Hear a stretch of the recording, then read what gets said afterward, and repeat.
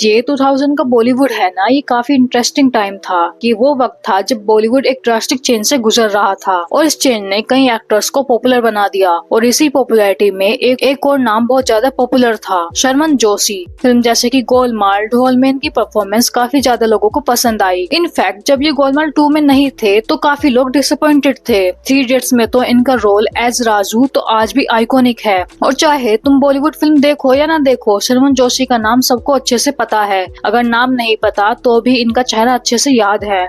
मगर जैसे जैसे टाइम आगे जाने लगा, शर्मन जोशी की पॉपुलैरिटी कहीं गायब सी होने लगी। काफी लोगों को आइडिया नहीं है कि इनकी फिल्म्स आई भी हैं या नहीं। इनफैक्ट शर्मन जोशी को पहले से कम फिल्में मिलने लगी और जब वह सलमान खान की एक पार्टी में मिले तो सलमान खान को उन्होंने बताया कि उन्हें कोई रोल्स ऑफर नहीं हो रहे हैं। तो उन्होंने कहा कि तू सिकंदर कर रहा है। तो ऐसा क्या हुआ कि वो पॉपुलर थे? उनका करियर इतने डिक्लाइन में कैसे चला गया? जो इंसान अपनी कॉमिक के लिए जाना जाता था उसके पास अब कोई काम क्यों नहीं है? आप देखोगे इस वीडियो में what happened to Sharman Joshi.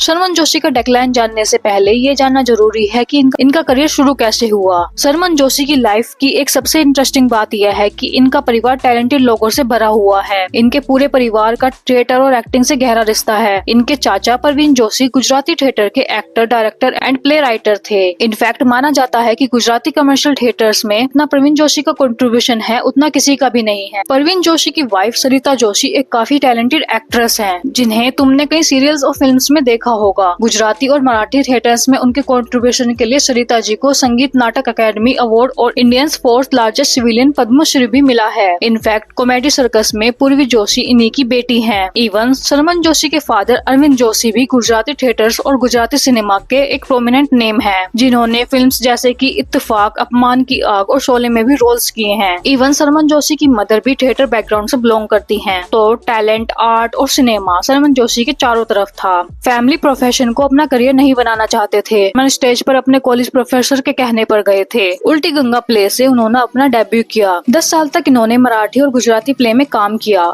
फिर प्ले राइटर सत्यदेव दुबे ने इनका एक प्ले देखा। फिर उन्होंने writer and director Vijay Shukla को शर्मन जोशी का नाम सजेस्ट किया कि उस वक्त विनय अपनी फिल्म गॉड मदर की कास्टिंग कर रहे थे और फिर उन्होंने शर्मन को कांटेक्ट किया और उन्होंने अपनी लाइफ की पहली फिल्म गॉड मदर में कर्सन का रोल प्ले किया और इस फिल्म को 5 नेशनल अवार्ड मिले।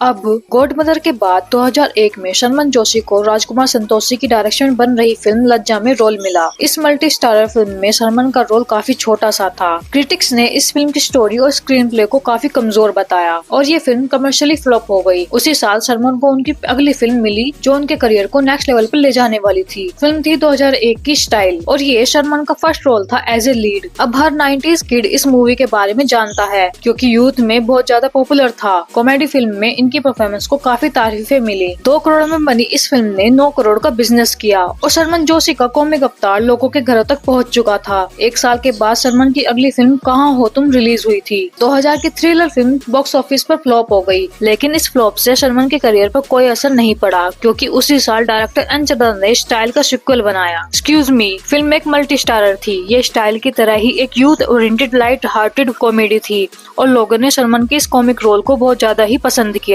2 साल बाद 2005 में वासु भगनानी, डेविड धवन शादी नंबर 1 बनाते हैं जो 2001 की कन्नड़ मूवी कोतुलु सर कोतलू का रीमेक था। इस मल्टी स्टारर फिल्म में संजय दत्त, फरदीन खान, ईशा देओल, आयशा टाकिया, रिया सेन, सोहा अली खान, राजपाल यादव जैसे बड़े बड़े स्टार्स थे जो डेविड धवन की मूवी का टिपिकल फॉर्मूला है। 15 करोड़ में बनी इस फिल्म ने 20 करोड़ का बिजनेस किया। फिल्म को क्रिटिक्स ने ज्यादा पॉजिटिव रिव्यूज नहीं दिए, लेकिन सलमान का करियर कॉमेडी में और स्टेब्लिश होता जा रहा था और फिर 2006 में रिलीज हुई राकेश ओम प्रकाश मेहरा की रंग दे बसंती। इस फिल्म में सलमान को रोल मिला along with Aamir Khan. Film एक मल्टी स्टारर थी जिसमें बड़े बड़े नाम थे और यह फिल्म रिकॉर्ड ब्रेकिंग ओपनिंग के साथ रिलीज हुई थी। 2006 की यह फिल्म हाईएस्ट ग्रोसिंग फिल्म बनी और फिल्म को नेशनल अवार्ड तक मिला। इनफैक्ट इसे बाफ्टा अवार्ड भी मिला और तो और ऑस्कर के लिए भी भेजा गया। यह फिल्म सलमान के करियर की डिफाइनिंग फिल्म साबित हुई और ये इनके करियर का सबसे बड़ा ब्रेक थ्रू रोल था। उसी साल रोहित शेट्टी को नीरज बोरा एक मूवी की स्क्रिप्ट लिख के देते हैं। फिल्म फिल्म थी गोलमाल। ये भी एक मल्टी स्टारर थी जिसमें लोगों को सलमान का रोल बहुत ज्यादा ही पसंद आया। इनफैक्ट ये फिल्म ऐसी आइकॉनिक बनी कि लोगों को इस फिल्म के डायलॉग्स आज भी याद हैं। 15 करोड़ के बजट में बनी इस फिल्म ने 41 करोड़ का बिजनेस किया। डिस्पाइट द मिक्स रिव्यूज, जब यह फिल्म टीवी पर रिलीज हुई थी, देश की हर एक जनता ने इस फिल्म को देखा था और सलमान कॉमेडी जनरल में मानो परमानेंटली स्टेब्लिश हो गए। फिर लाइफ इन मेट्रो, रकीब, ढोल, हेलो जैसी मूवी करने के बाद इन्हें 3 इडियट्स, जिसमें सलमान ने राजू रस्तोगी का रोल प्ले किया, और इस फिल्म के क्रेज के बारे में तो हम सबको पता है। लेकिन इसके बाद ही इनका करियर वियर्ड टेंजेंट में जाने लगा। इन्होंने 2010 में तो बात पक्की है फरारी की सवारी फिल्में की, मगर ये चली नहीं। सलमान ने जब भी एज अ लीड काम किया तो वो चली नहीं as comparison to multi starrer movies के। तो सवाल उठता है व्हाट वेंट रॉन्ग। 2013 के बाद सलमान ऑडियंस से काफी डिस्कनेक्टेड से नजर आने लगे। काफी लोगों को लगता है कि इनके डाउनफॉल का रीजन इनकी फिल्मों के चॉइसेस हैं। 2013 के बाद इन्होंने लो बजट की फिल्में की, या जो फिल्में की उसका प्रमोशन नहीं हुआ। वॉर, छोड़ना यार, गैंग्स ऑफ गोस्ट, सुपर नानी, हेट स्टोरी 3 की, जो कि कब आई कब चली गई ऑडियंस को पता ही नहीं चला। उन्होंने इसके बाद भी कई एरोटिक मूवी की, जिसके चलते ऑडियंस को इनके रोल कुछ खास जमे नहीं और लोगों ने इन्हें नोटिस करना ही बंद कर दिया। फिर उन्होंने OTT में डेब्यू किया और जहां उनकी परफॉर्मेंस को काफी अप्रिसिएशन मिला। यह वो वक्त था जब OTT पॉपुलर होना शुरू हो रहा था।